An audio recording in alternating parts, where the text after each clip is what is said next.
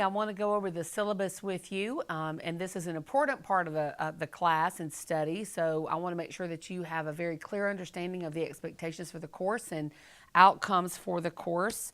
And you should have a copy of your syllabus located there on Blackboard. The student learning outcomes for this course include that you will be able to identify key factors in creating children's ministry that is holistic and effective. And one of our aims for this course is that you will be able to identify those elements, not just identify them, but do something with them once you've actually been able to identify them. That you will develop an appreciation for the challenges that are inherent in children's ministry.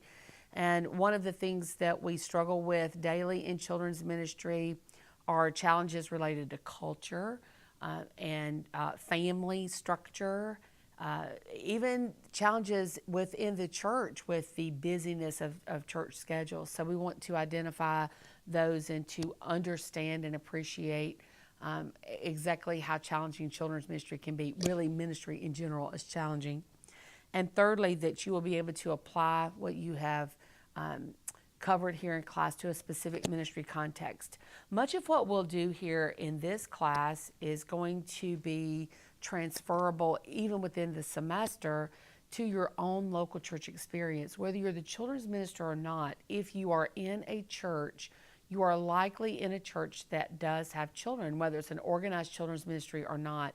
And so we're going to take what we learn in class and make some application to your ministry context. Whether you're the children's minister or not, whether you have a defined children's ministry, there are things that we need to look at that will hopefully enhance the ministry where you are.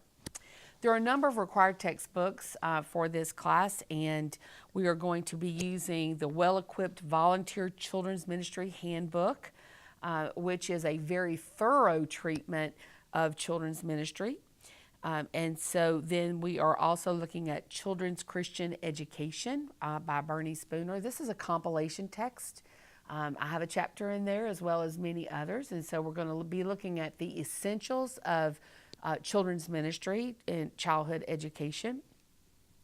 Larry Schallenberger has written a book, Lead the Way God Made You. I love this text in part because, well, I have a lot of study in this area, and I wrote a dissertation in this area. But lead the way God made you are all bent in particular ways, and the way that God has designed you to be impacts the way that you lead and the way you lead others in children's ministry. And so this is a wonderful text, and we'll look at it all at one time. This won't be spread out over the semester. We'll read this early in the semester and deal with our ministry leadership style rather early. You'll see that on the syllabus. Lastly, we are looking at Jim Weidman's Children's Ministry Leadership, the You Can Do It Guide. All of these texts, with the exception of the Schallenberger text, will be used over the course of the semester, and the readings are assigned on the course schedule. You'll see those. There are some additional readings there, which are posted in course documents, as those are PDFs, and those are not texts that you will have to actually obtain on your own. We have 4 different sections in this class. The first section is Foundations for Children's Ministry. The second one being Leading in Children's Ministry. Third is Teaching and Learning. And fourth is the actual administrative sections that we're going to be looking at. So we cover everything here from the biblical theological foundations to how to publicize the ministry. I mean, it is a wide array of topics that we'll cover here in class this semester. I do want to go over a couple of the assignments so that there's not any confusion there for you.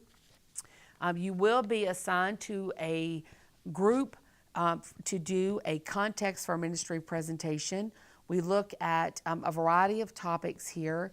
Should this class be very small and we're not able to create groups of at least 2, this would become an individual assignment. But since we don't know semester to semester how many people we'll have in the class, then it really is technically a group project, which we might have to amend according to group size.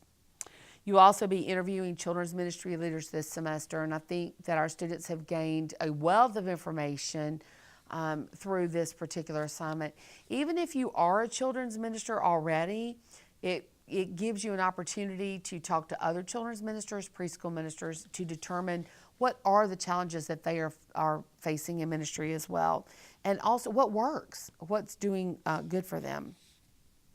I won't look at each and every one of these, but I do want to look at the ministry calendar, which you will find in your syllabus. One of the things that is most important for children's ministers to do is to create a ministry calendar. So often children's ministers are doing things yearly. They know that they're going to be doing them, but they've not really sat down to put pen to paper to plan it out. We must plan for the spiritual formation of children, for the spiritual formation of parents, for the teachers that are under our wing. We have to have some, we often do have events to equip them.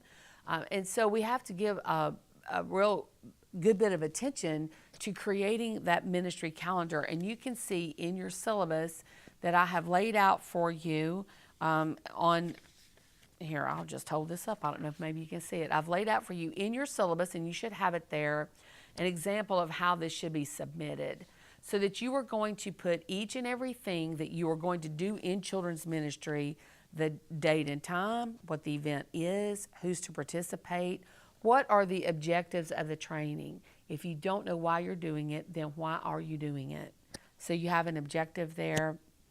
Then there's also what function of the church, or what we're calling here the children's ministry spectrum. In what area does this fall? Is it discipleship? Is it evangelism? Is it outreach? Is it missions? Where does that fall? Who's going to lead it? And how are you going to evaluate it? All of those things need to be on your calendar. Underneath all of that, in a second section, you would put those things that happen weekly. So on your calendar of events, I don't need to see 52 Sundays that say Sunday school. You can just say weekly on Sundays at 9:30 or 10 o'clock, whenever you have it, we're having Bible study. Or on Wednesdays we have children's choir. But I don't need to see that repeated week after week after week. Those can be in a different section there. If you have any questions about creating the ministry calendar, please do not hesitate to call me so that I can give you a further explanation there.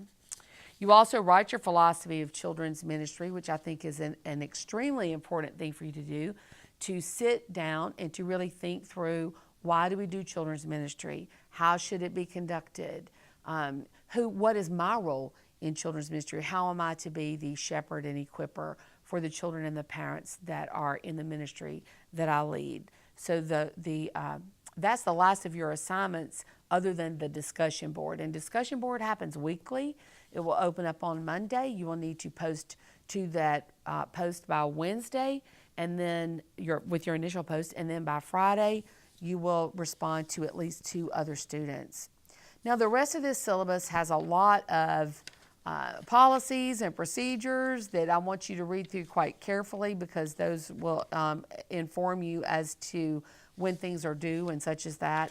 And the calendar for this course, the course schedule, is also included in the syllabus with all your due dates and such as that. So if you have any questions about the syllabus, please do not hesitate to contact me by email or by phone, which is listed on the syllabus. Thank you much.